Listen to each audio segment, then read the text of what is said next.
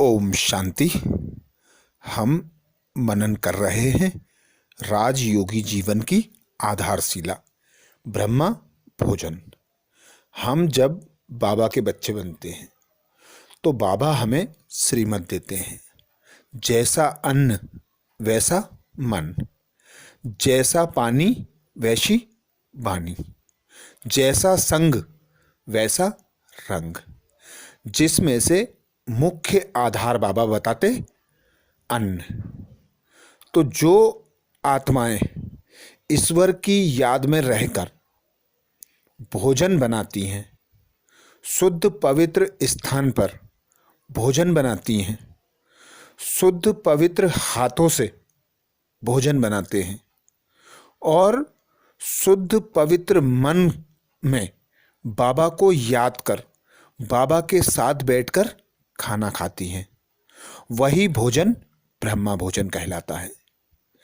इसी ब्रह्मा भोजन के आधार पर हमारे यज्ञ के महारथी दीदी दादियाँ आज जो शिखर पर हैं, वह सब अन्न, पानी और संग, इन्हीं के आधार पर इतनी विश्व सेवा करने में समर्थ हुई हैं, विश्व कल्याणकारी की सीट पर बैठ सके हैं। तो हम बच्चों को भी बाबा तीव्र पुरुषार्थ के लिए, स्व परिवर्तन के लिए आधार बताते ब्रह्मा भोजन। भोजन करते समय बाप को याद रखो। तो ऐसे ही हम अब तक महारथियों के विचार सुन चुके हैं। जो अमृत वचन महारथियों ने ब्रह्मा भोजन के लिए दिए हैं, उनके अब तक हमने निर्वैर भाई, बाप दादा, मम्मा, दादी गुलजार जी और दादी प्रकाशमणि आदि महारथियों के हम अब तक विचार सुन चुके हैं। आज हम सुनेंगे राजयोगी भ्राता ब्रज मोहन जी के विचार, जो ब्रह्मा कुमारीज के अतिरिक्त सचिव हैं। उन्होंने ब्रह्मा भोजन के अनेक प्रश्नों के उत्तर दिए, जिसमें से हम मुख्य प्रश्नों को ले रहे हैं। प्रश्न: भाई जी, साकार बाबा अन्न के प्रति किस प्रकार के डायरेक्शन देते थे? हमें कैसे खाना है या कैसे बनाना है? उत्तर में भाई जी बोले, ईश्वरीय यज्ञ का एक मौलिक नियम है कि अन्न का मन पर बहुत प्रभाव पड़ता है। साकार बाबा इस बात पर बहुत ध्यान देते थे, क्योंकि हमें मन को शुद्ध बनाना है, मन को कंट्रोल में लाना है। तो ऐसा कोई भोजन नहीं लेना चाहिए जिससे मन आउट ऑफ कंट्रोल हो। इसके लिए बाबा मलेच्छ भोजन ये शब्द यूज करते थे। उसमें बाबा कहते थे, मांसाहार है, नशा है, ये चीज़ें मन को तमोप्रधान बनाती हैं, दूषित बनाती हैं। जब 1936-37 में ईश्वरीय यज्ञ स्थापित हुआ तो बाबा कहते थे कि बाबा ब्रह्मा के बच्चे ब्राह्मण हैं।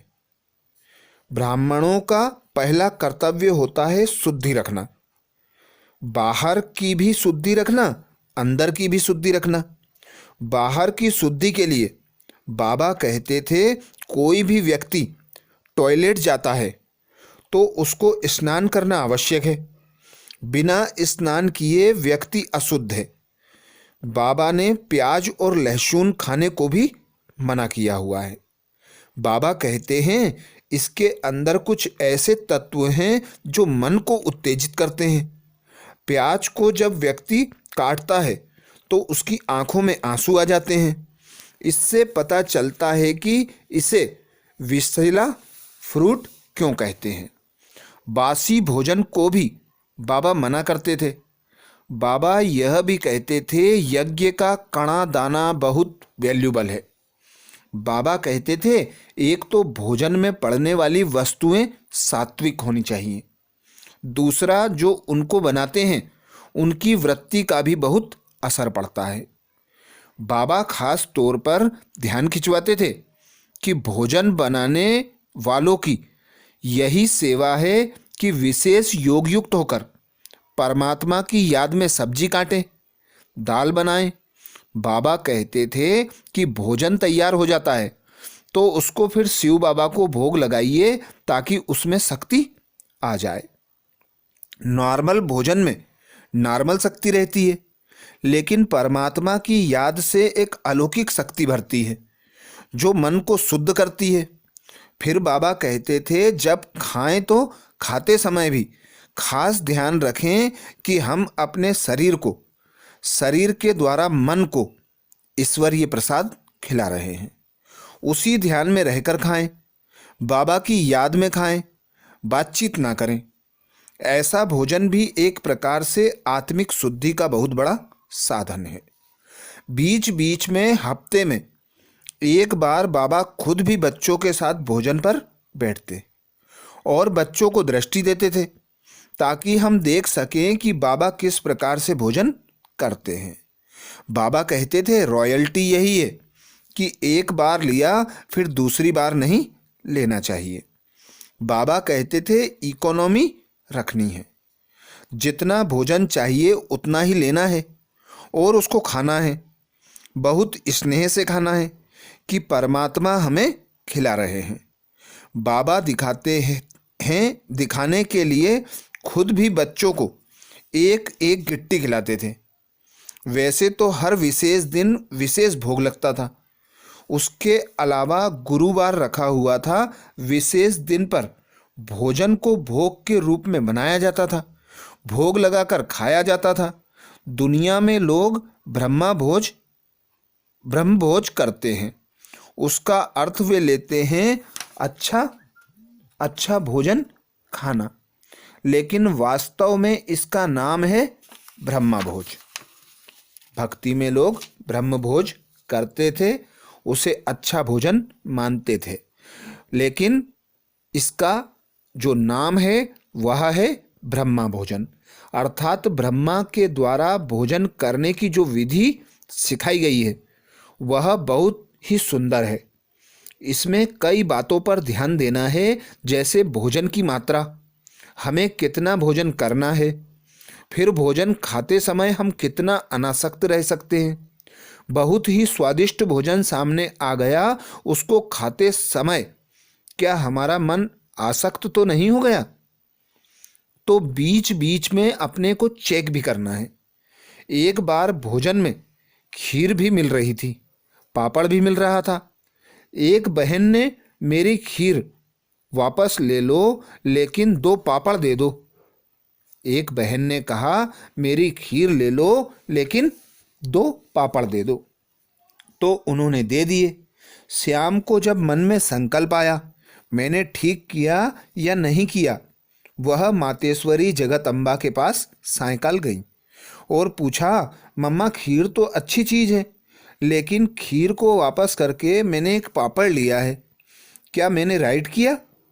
मातेश्वरी जी ने यही उत्तर दिया कि ये नहीं देखना है कि तुमने पापड़ लिया या खीर ली, तुम्हें फील हो रहा है ना कि पापड़ में तुम्हारी आसक्ति है। भोजन में आसक्ति नहीं रखनी चाहिए, क्योंकि हमें देहभान से छूटना है। अगर देह की आसक्ति को छोड़ना है तो उसके साथ भोजन की आसक्ति को भी छोड़ना है। कई बार कोई एक चीज़ ज़्यादा अच्छी लगती है, दूसरी चीज़ नहीं, लेकिन नहीं सब में बराबर भाव रखना चाहिए।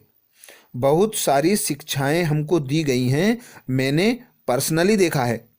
उन शिक्षाओं का अगर पालन करते हैं तो हमारे में आत्मिक शक्ति, खुशी और शुद्धि की फीलिंग रहती है। अगर शिक्षा को जरा सा भी छोड़ देते हैं तो फिर उसका वह लाभ नहीं मिल सकता। ये भारी मर्यादा है। मर्यादा को तोड़ने से अलौकिक जीवन पर, हमारी दिनचर्या पर असर पड़ता है। कुछ ब्रह्मा कुमार कुमारी भाई बहनें तो आश्रम में अर्थात सेंटर पर रहते हैं, आश्रम में जो भोजन मिलता है वह खाते हैं, लेकिन जो बाहर में रहते हैं उनको कई प्रकार की परिस्थितियां आती हैं। कईयों को जॉब पर जाना पड़ता है, कईयों को और जगह जाना पड़ता है। मुझे खुद भी एक अच्छा जॉब मिला था। उसमें यह था कि खाना फ्री देते थे, लेकिन उसका खाना हम खा नहीं सकते थे, इसलिए मैंने यह जॉब किया ही नहीं। बाबा हर एक को उनकी परिस्थिति के अनुसार राय देते थे, लेकिन जो राय एक को देते थे उसको कोई कॉपी कर ले कि उसको बाबा ने यह परमिशन दी है, मैं भी कर लूं, तो वह बहुत बड़ा धोखा खाता है। बाबा कहते थे, हर बच्चे की परिस्थिति को देखकर मैं राय देता हूँ। कई बार गृहस्थियों को शादी पर जाना पड़ता है, रिश्तेदारियां हैं, जाते हैं, तो क्या करें? तो बाबा कहते थे, वहाँ बाबा को याद करके फल खा सकते हो, तुम्हारी शुद्धि रहेगी, और जिनके पास जाओगे उनकी भी सेवा होगी कि ये अपने नियम के पक्के हैं। पहले पहले आपके रिश्तेदार कहेंगे, हम शुद्ध हैं क्या, हमारा भोजन नहीं खाते हो?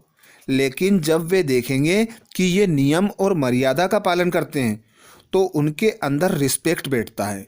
ऐसे नहीं हम उनके लिए ढीले हो जाएं। हमारा नियम बहुत इम्पोर्टेंट है। मैं अपने प्रैक्टिकल अनुभव बताता हूँ। मैं चार्टेड अकाउंटेंट के तौर पर एक बड़ी कंपनी में जॉब करता था। जॉब में कभी कभी ऑफिसर्सों की मीटिंग में हिस्सा लेना पड़ता था। वहाँ मुझे चाय बिस्किट आदि देते थे, मैं नहीं लेता था। ऑफिसर्स पूछते थे, ये ऐसा क्यों करता है? मैंने ब्रह्मा बाबा को लेटर लिखा, बाबा ऐसी ऐसी परिस्थिति है। बाबा ने कहा, तुम योग में रहकर चाय पी सकते हो और बिस्किट भी खा सकते हो। जब बाबा मुझे लेटर लिख रहे थे उस समय यज्ञ के अकाउंटेंट डिपार्टमेंट के इंचार्ज हमारे रमेश भाई, जो चार्टेड अकाउंटेंट थे, पास बैठे थे। उन्होंने बाबा से कहा, बाबा मैं भी चाय पी सकता हूँ? मेरा भी क्लाइंट चाय आदि लेकर मेरे लिए आते हैं। बाबा ने कहा, नहीं। उसने पूछा, मैं भी चार्टेड अकाउंटेंट हूँ और वह भी, आप उसको लिख रहे हो, पी सकते हो?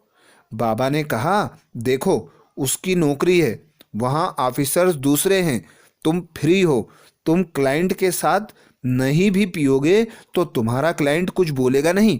इस प्रकार से बाबा फर्क बताते थे। हमारी कंपनी गवर्नमेंट की एक बहुत बड़ी फर्टिलाइजर फैक्ट्री थी। वहाँ फर्स्ट टाइम हड़ताल हो गई। हड़ताल में गवर्नमेंट ने कहा, कंपनी को ऑफिसर्स चलाएंगे। वर्करों ने हड़ताल की है। कोई बात नहीं, सारे ऑफिसर्स पुलिस के साथ कंपनी में जाएंगे। जो कुछ संभाल सकता है वह संभालेगा। कोई ऑफिसर ट्रांसपोर्ट संभालेगा, कोई ऑफिसर्स जो कुछ संभाल सकता है। सभी ऑफिसर्स को एक एक जगह बुलाया गया। पुलिस बुलाई गई। हमारा जो टॉप जनरल मैनेजर था उसने सबको ट्रक में भेजना शुरू किया। मुझे भी बुलाया जाना था। मैंने सोचा, अगर मैं वहाँ चला गया तो जितने दिन स्ट्राइक चलेगी उतने दिन उनका भोजन खाना पड़ेगा। मैंने सोच लिया कि मेरी टर्न आएगी तो मैं रिजाइन कर दूंगा। मैं फाइनेंस डिपार्टमेंट में था। जब मेरी बारी आई तो जनरल मैनेजर ने कहा, फाइनेंस का एक व्यक्ति बाहर रहना चाहिए। इस प्रकार मुझे बाहर रख लिया गया। 18 दिन की यह स्ट्राइक चली। 18 दिन सारे ऑफिसर्स फैक्ट्री के अंदर थे, मैं बाहर अपने फाइनेंस डिपार्टमेंट में था। तब मैंने देखा कि ईश्वरीय नियम का पालन करने से कितना फायदा होता है। जो इस नियम का पालन करेगा उसके अंदर की शक्ति बढ़ेगी, उसकी आत्मशुद्धि होगी। ब्रजमोहन भाई जी से अगला प्रश्न किया, भाई जी, बहुत सारी आत्माएं जो चोला बदल लेती हैं उनके लिए भोग लगाते हैं, इसके पीछे क्या रहस्य है? उत्तर में ब्रजमोहन भाई जी बोले, कोई भी आत्मा जो लौकिक में आपकी रिश्तेदार या किसी भी प्रकार से संबंधी थी या मित्र थी या सेंटर में रहती थी, तो जब वह शरीर छोड़कर चली जाती हैं तो आपको उनकी स्मृति आती है, क्योंकि आप उनके साथ रहे हुए हो। उनकी स्मृति को आने से बंद तो करना है। दुनिया में कई लोग गई हुई आत्माओं के नाम पर दान करते हैं, पुण्य करते हैं, किसी के नाम से हॉस्पिटल में कमरा बनवा देते हैं। बाबा ने कहा हुआ है कि कोई भी आत्मा चली जाए तो आप उससे डायरेक्ट कनेक्शन नहीं कर सकते हो भी सकता है। अगर आपको उसको कुछ पहुंचाना है, वाइब्रेशन पहुंचाने हैं, शांति पहुंचानी है, संतोष पहुंचाना है, तो केवल शिव बाबा के द्वारा कर सकते हो। जैसे इंटरनेशनल फ़ोन होता है, उसके नंबर लगाने से आप सारे विश्व में बात कर सकते हो।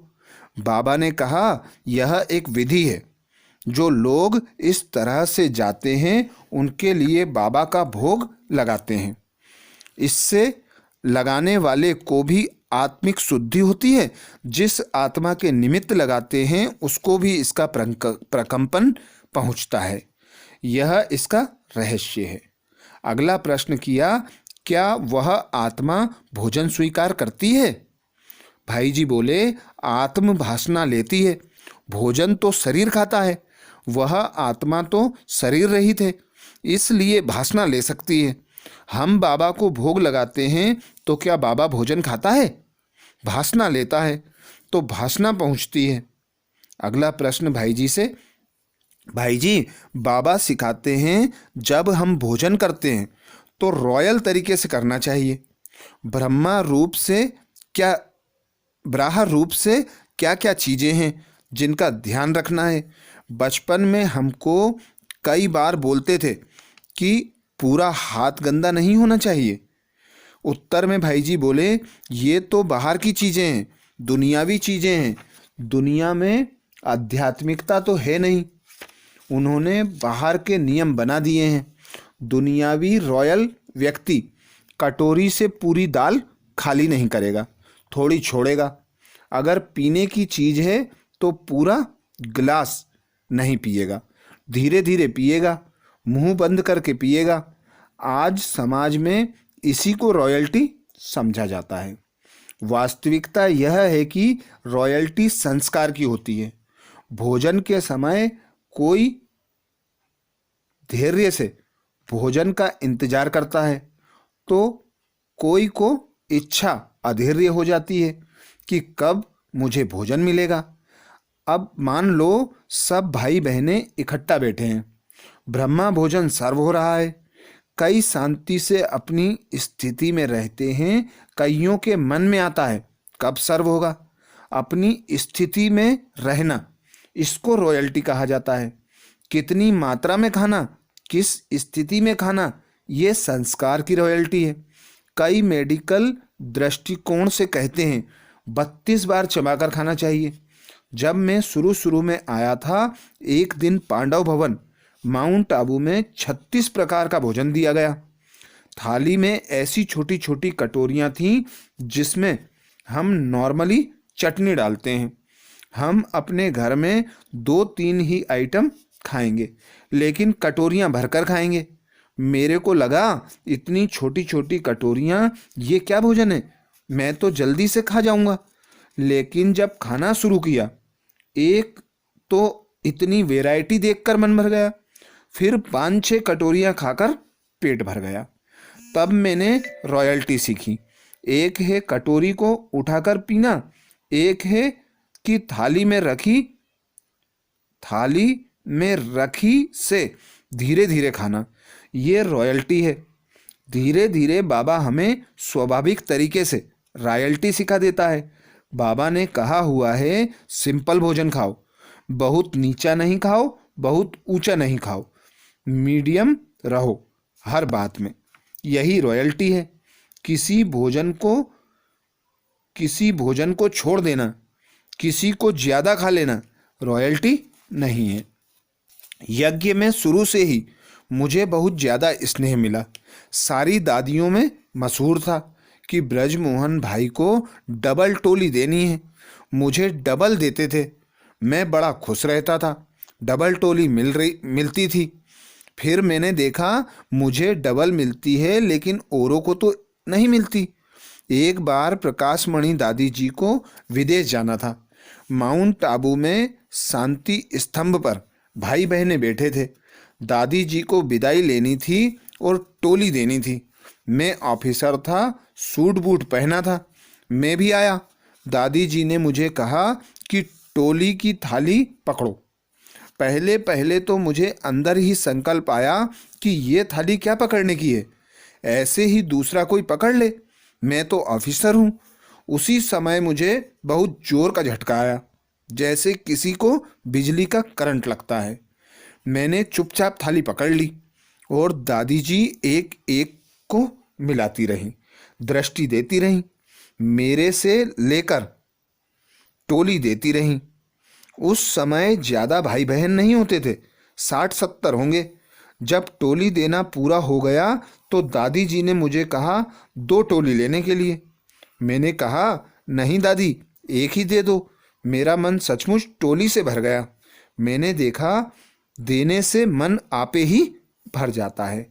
तब मैंने समझा ये दादियाँ टोली क्यों नहीं खाती, क्योंकि देने में से उनका मन भर जाता है। फल वाला फल क्यों नहीं खाता, उसका मन भर जाता है। मन भरता है सेवा से, डबल टोली लेने से नहीं। तब से लेकर मैंने डबल टोली कभी नहीं ली।